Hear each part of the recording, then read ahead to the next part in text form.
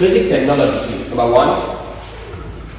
Basic terminologies, please. Number one, being. So if you're hearing being, being, this being, that being. What does being mean? Definition, please. Basic terminologies. Number one, being. Number one, being. A being is a structural member. A being, definition, is a structural member that is acted upon. A being is a structural member that is acted upon by several loads. There must not be several loads. That is acted upon by loads. So you can use one. That is acted upon by this. That means load or loads. So you can put one with plenty. Acted upon by loads at right angle. Full stop. Let's look at types of beams. Number two, please. Types of beams. There are two types of beams. There are two types of beams.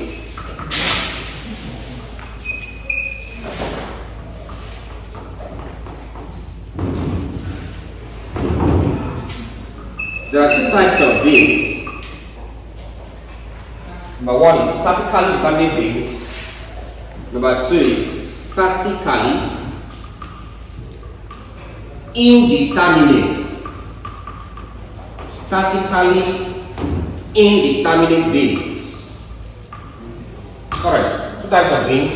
Number one, statically determinate beams. Number two, statically indeterminate beams.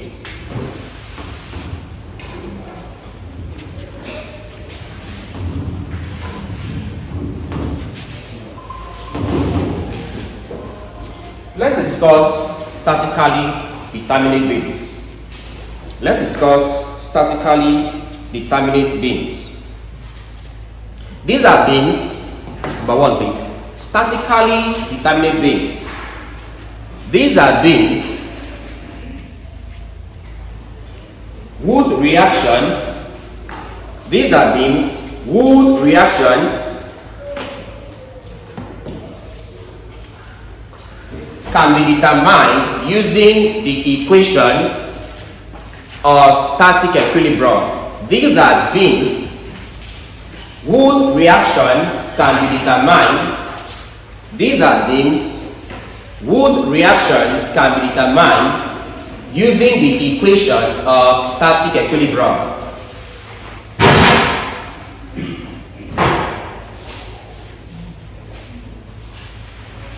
Examples include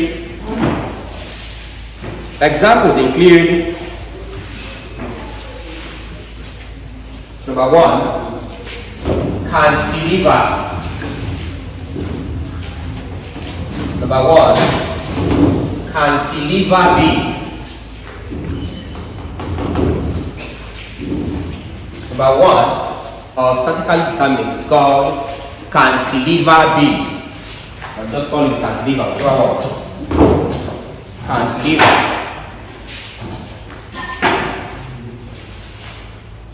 Alright, short notes. Here's a diagram. Short notes. Fixed at one end, that's here, and free at the other end, that's it. Cantilever beam. Fixed at one end and free at the other end. And free at the other end. Number two is simply also called freely supported beam. So it's called simply or freely supported beam. Now here's what it looks like. Simple or simply or freely supported beam.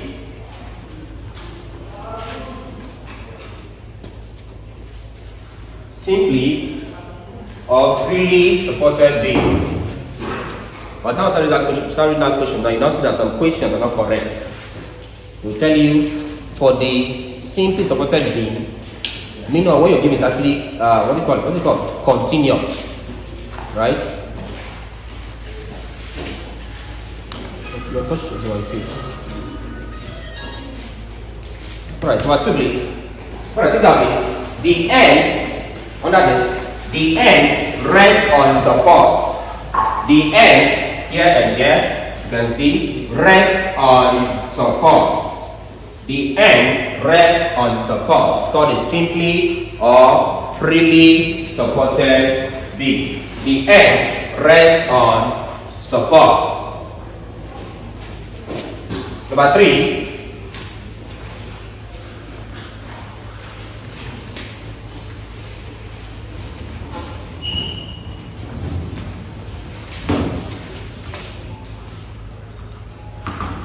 Let's look at number 3, overhanging beam. Number 3, overhanging beam.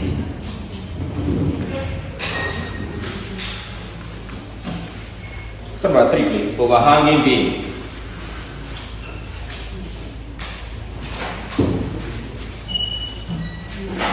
Number 3, overhanging beam.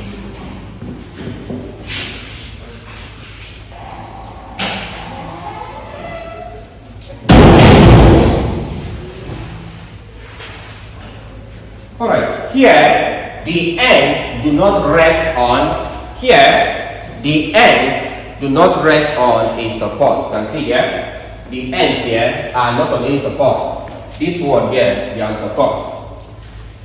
So that's from between simply supported and overhanging. For simply supported, the ends are resting on a support. For overhanging, you can see here, the supports are not at the end, perhaps it's in the center. So question, what if I have a beam such that one of it is here and one is here? At this point, do we call it a simply supported beam or overhanging? Huh? For simply supported, the rotations or perhaps the reactions or the supports are at the extreme.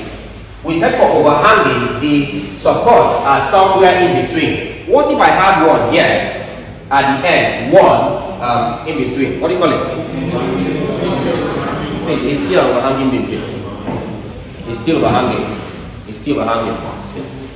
Alright. So these are statically determinate beams. Okay, so I call this I, and then I. These 3 are your statically determinate. In year 2, you will only solve for freely supported and overhanging. In year 3, you do cantilever. Right? These 2 being year 2, so to be in year 3. That's year 2. Do cantilever. Let's look at the second type of beam called statically indeterminate.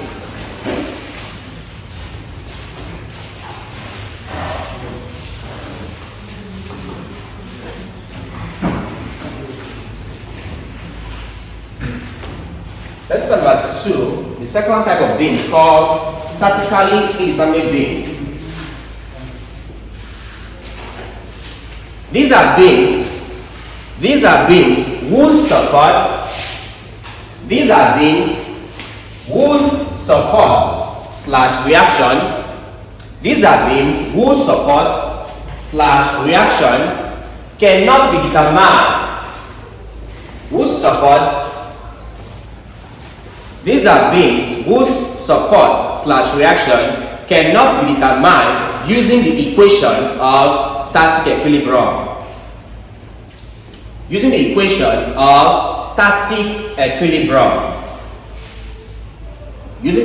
of static equilibrium. Examples include, number 1, something called fixed beam. But what is fixed beam? What's a fixed beam? Yeah? And here's what a fixed beam looks like.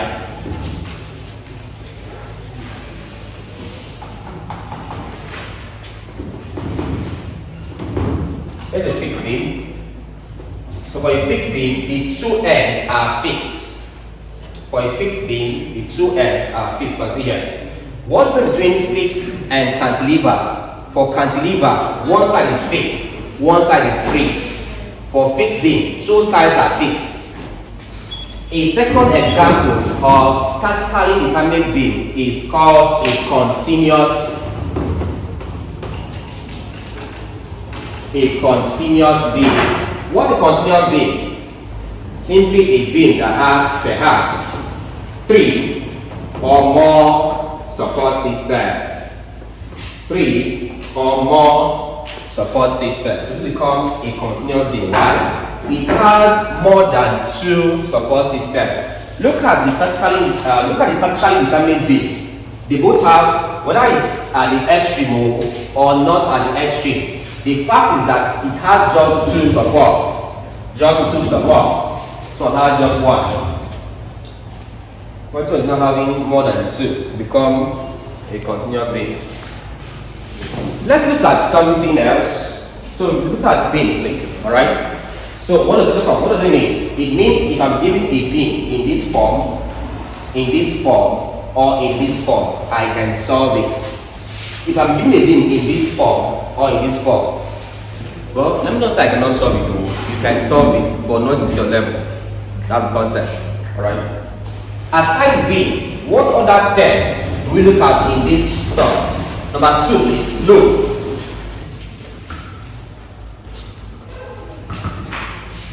Number 2 means second term that is called load. Take that, please. A load is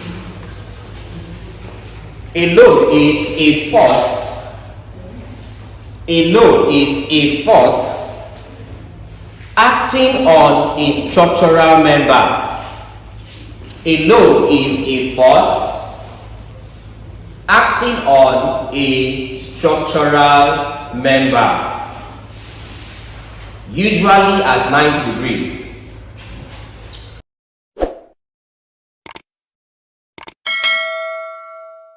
Right, check out something.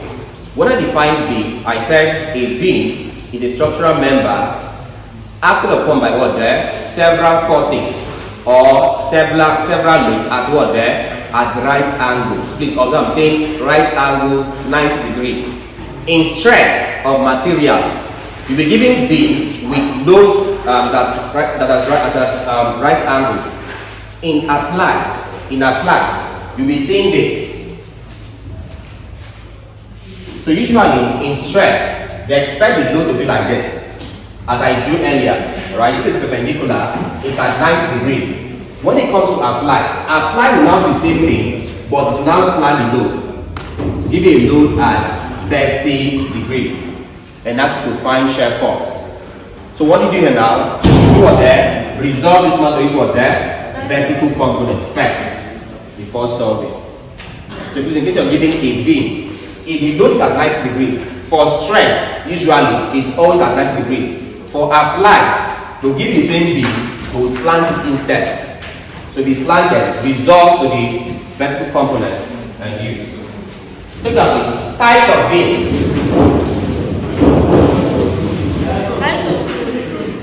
Types of loads, please. Types of loads, please.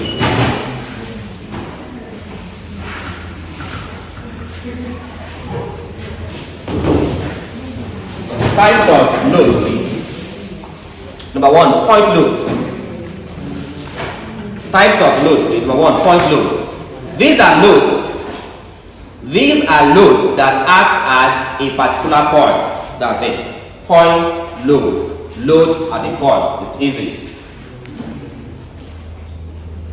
These are loads that act at a point, as shown below. So when you see this thing is called a point load. Don't call it arrow.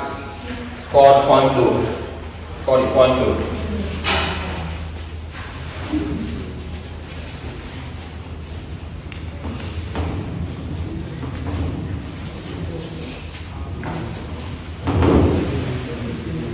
A second type of load is called distributed loads.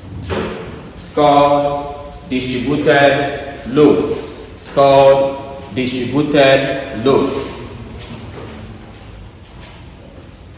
These are loads that act through a distance. These are loads that act through a distance. These are loads that act through a distance. These are loads that act through a distance. These are loads that act through a distance. Examples again. Number 1, uniformly distributed loads. It's also called UDLs. UDLs. Uniformly distributed load called UDLs.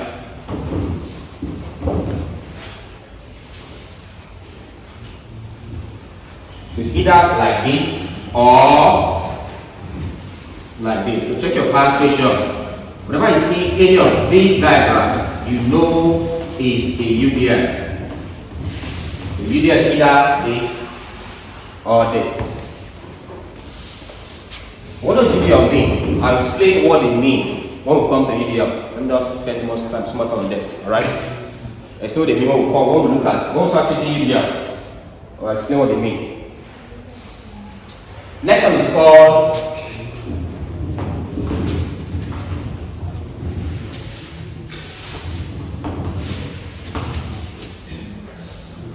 uniformly varying load, of course, called UVLs.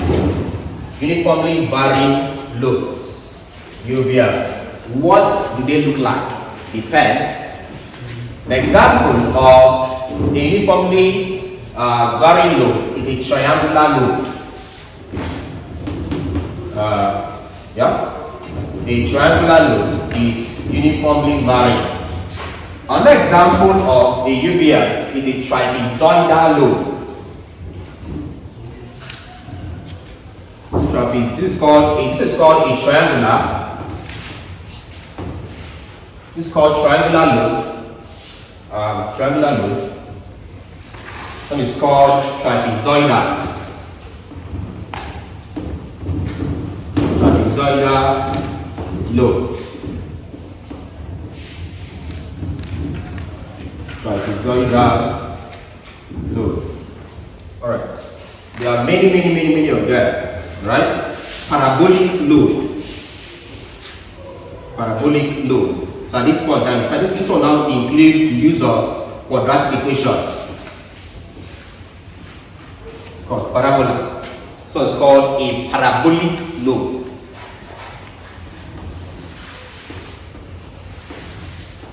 Parabolic load involved use of quadratic equation.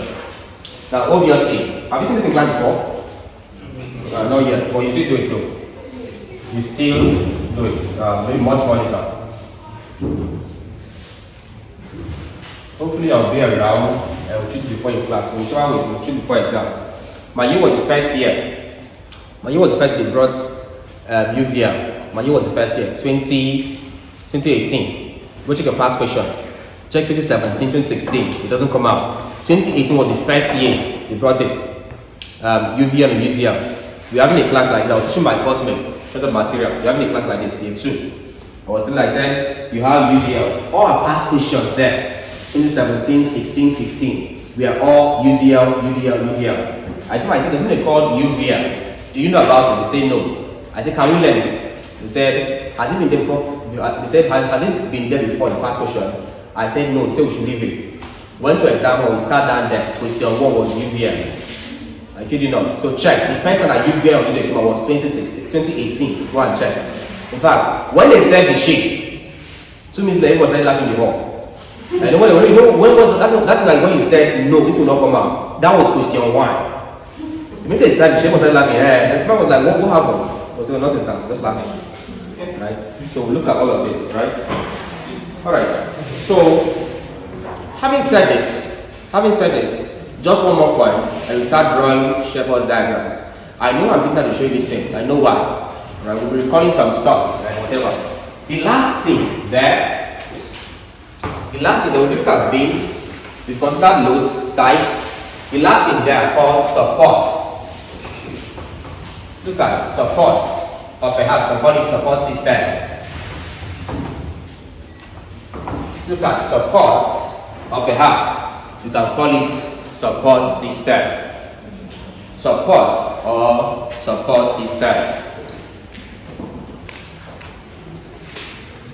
The concept of support is this: beams are not usually placed on the floor. Alright? Beams are not usually placed on the floor. They are kept on something. Alright? Those things that help to carry beams are called what there? Support system. That's all. Take that please. There are three major types of support system.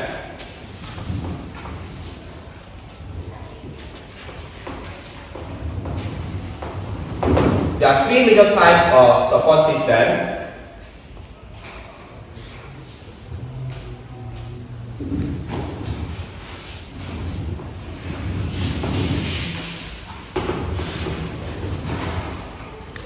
These include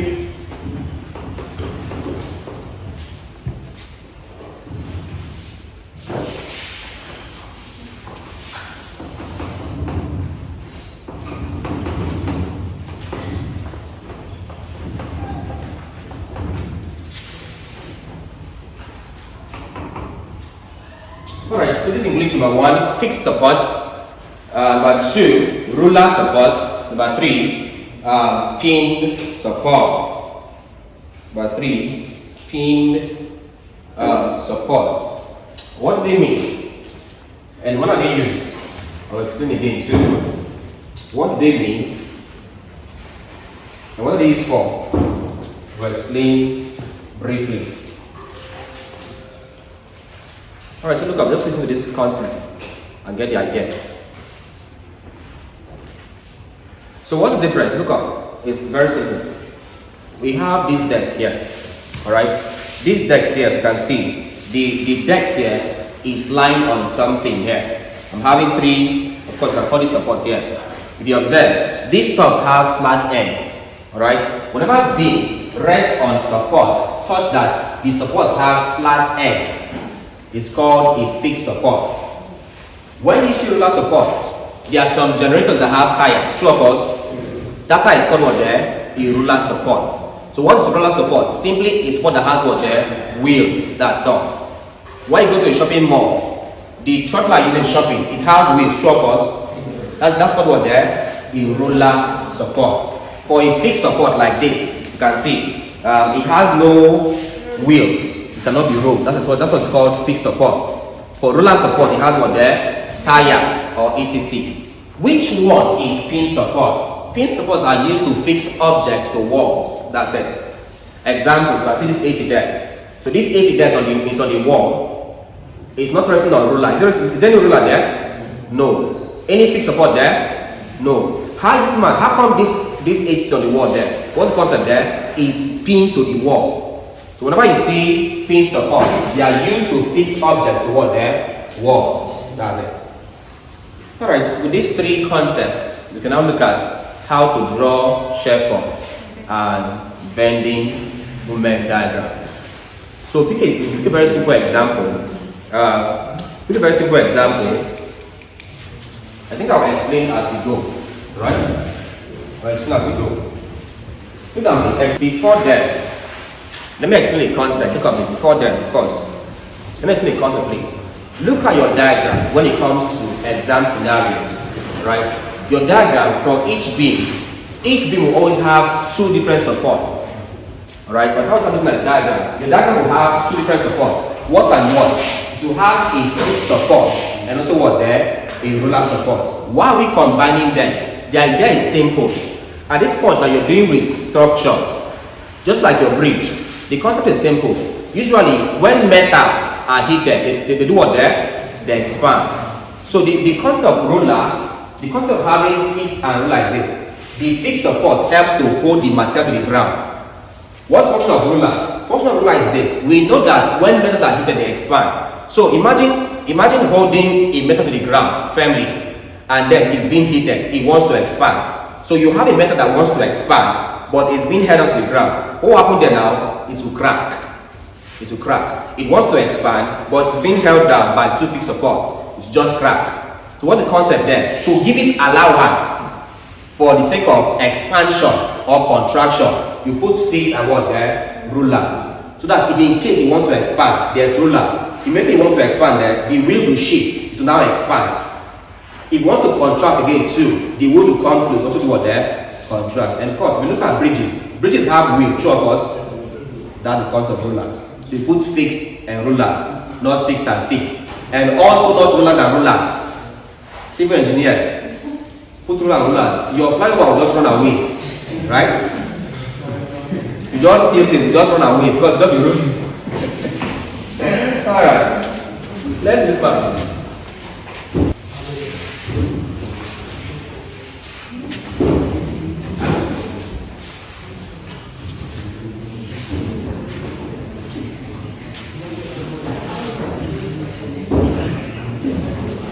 One more thing, please. Look up, please.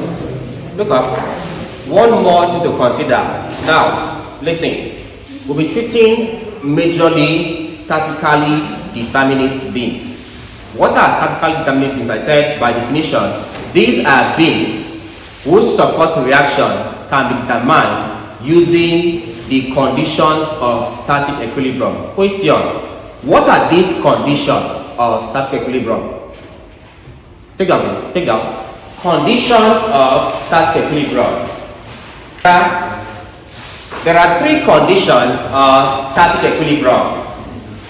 There are three conditions of static equilibrium. Number one, summation of vertical forces equal to 0. There are three conditions of static equilibrium. Number one, summation of vertical forces equal to 0. Number two, summation of horizontal forces equal to 0. Number two, summation of horizontal forces equal to 0. Number three, moment about any point equal to 0. Number three, moment about any point equal to 0. Number three, moment about any point equal to 0. Three conditions of static equilibrium. Number one, summation of vertical forces equal to 0. Number two, summation of horizontal forces equal to 0. Number three, moment about any point equal to what there? 0. When do we have vertical forces? When do we have horizontal forces? Please take down. Take down.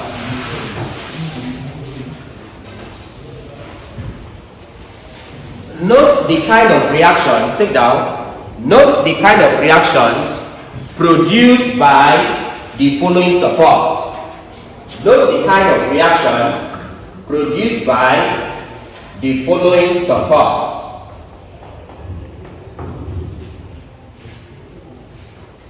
So we call this fixed support. What kind of reaction does fixed support produce? It produces a vertical and a horizontal reaction. It produces a vertical and horizontal reaction. Fixed support produces two types, vertical and horizontal. Number two, roller support. Roller support. We call this a roller support.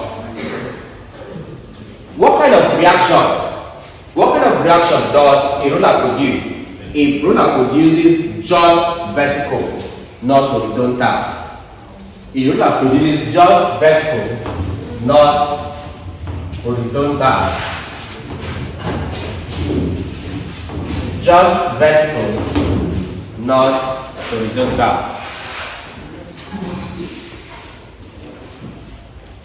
So imagine this. Imagine I try to put nails here, perhaps screws. Imagine I put screw here. Please, can I move this man left or right? If I put screw here, can I move this to the left or right?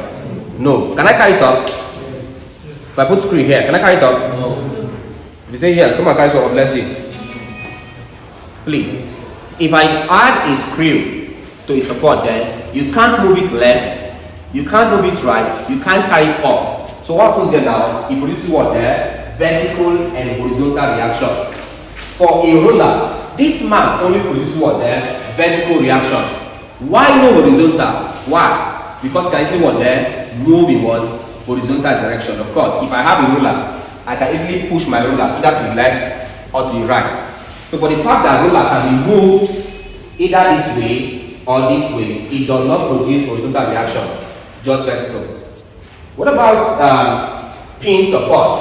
We call this pin, instead of pin, it is attached to a wall. So what kind of reaction does it give? It gives three. It gives horizontal, it gives vertical, also gives movement depending on where you're considering. So please take me please. By the time we replace them, the kind of support I will use or the kind of reaction that will be produced is dependent on the kind of support used. If they give you cantilever has one fixed and one free place. For cantilever, this one now becomes your reaction. If they give you fixed support, I'm having two reactions. If they give you ruler, just vertically upwards. Alright. I think with this we can examine this. Draw hypothetical. Note that point loads are hypothetical. Note that point loads are hypothetical. What is something is hypothetical? What does it mean? Huh? Something is hypothetical. What does it mean? Huh? This means that it doesn't exist in real life. This means that it doesn't exist in real life. It's just a theory. It's just a hypothesis. It's just a theory. So point loads are hypothetical. Why are they hypothetical? Why are they hypothetical? Why are they hypothetical? Wow. Why don't they exist? Look at the definition for point load. What's a point load? We said it's simply a load that acts at what there? A point. Question is this: is it possible to apply a load on a beam and it acts at just that point? Is it possible? No. So let me give you a real idea. Look up a real idea. So let's assume here is a beam, right? There's a beam there. It's fact that if that guy is sleeping there, right, glass guy is sleeping there, I can wake him up by hitting here. Two of us. If I hit here, he wake up there. Why? Because as I'm applying a force here, this force doing what there is moving to that point. There's no way I'll hit here and the force will just stop here. No, it has to move. So because of the what there now, point loads are what there, like the test there is in real life, the dot. Alright.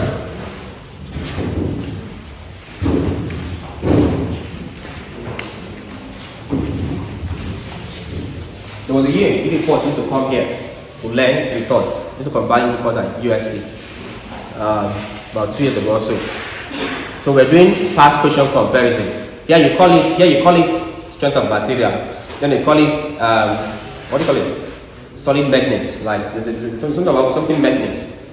See your own past question. 1 year was question 3A, 10 marks. States the 3 conditions of static equilibrium. That was it. Complete 10 marks. Right? No, I'm telling you. When you see at some point I just say, well, if not that, if not for the strike and everything, I prefer they don't go to uniform than here. Then they make everything hard. Like question 3A, past question, 10 marks. State the remember they didn't say state the condition, they said state the what there? 3 conditions, even give you expo, that is 3.